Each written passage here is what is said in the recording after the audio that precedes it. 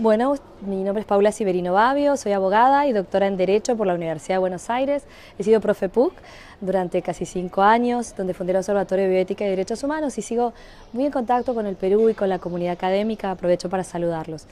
Yo creo que hablando de la reforma que significó la sentencia de Romero Saldarriaga para analizar la diversidad sexual, creo que es una sentencia súper importante porque era fundamental poder cortar con lo que se consideraba hasta ese momento la doctrina constitucional vinculante, que negaba absolutamente la misma existencia de personas trans, ni siquiera la existencia de sus derechos, sino su misma existencia. Entonces, es cierto, quienes trabajamos en diversidad sexual nos hemos encontrado en su momento como un poco desilusionados, porque quizás hubiera sido ideal que la sentencia planteara directamente, resolviera el conflicto, la petición de fondo.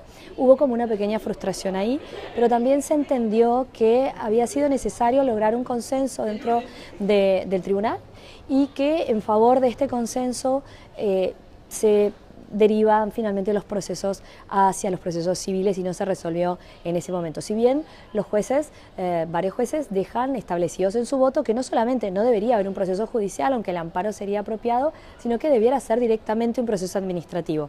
Pero yo creo y comparto, avalo en ese sentido, que era necesario dejar de lado la doctrina anterior. Entonces, Romero Saldarriaga, ¿qué es lo que va a decir?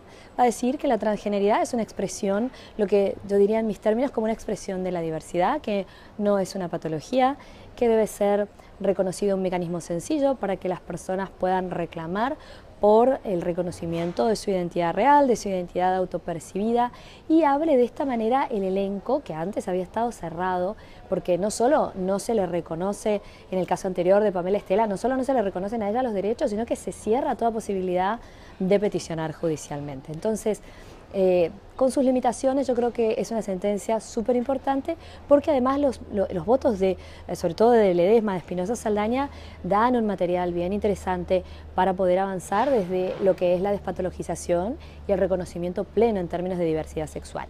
Sí creo que va a haber que estar atento cuando se litiguen estos casos ya en los procesos específicos. Sí considero, yo estaría por lo menos atenta al tema de la prueba, ¿no? No admitir, es decir, no admitir ni informes ambientales, ni informes médicos, ni psicológicos, ni ningún tipo de pericia, porque si algún abogado o alguna abogada quizás distraído, o si el magistrado o magistrada lo llegara a pedir, esto sería avalar la patologización.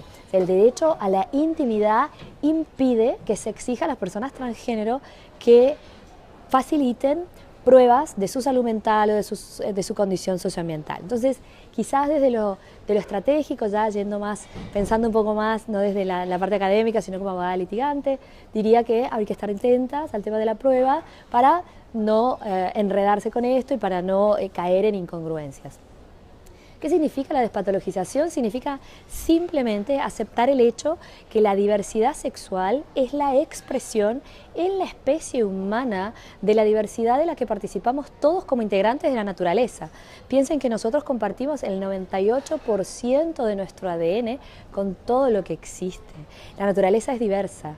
El del Perú tenemos unas 500 o más variedades de papas, ¿verdad? Y tenemos papas para hacer causa, papas para hacer al horno, papas para hacer puré, tenemos papas que no se pueden comer, papas que no parecen papas, papas que tienen gusto a beterragas, y todas son papas.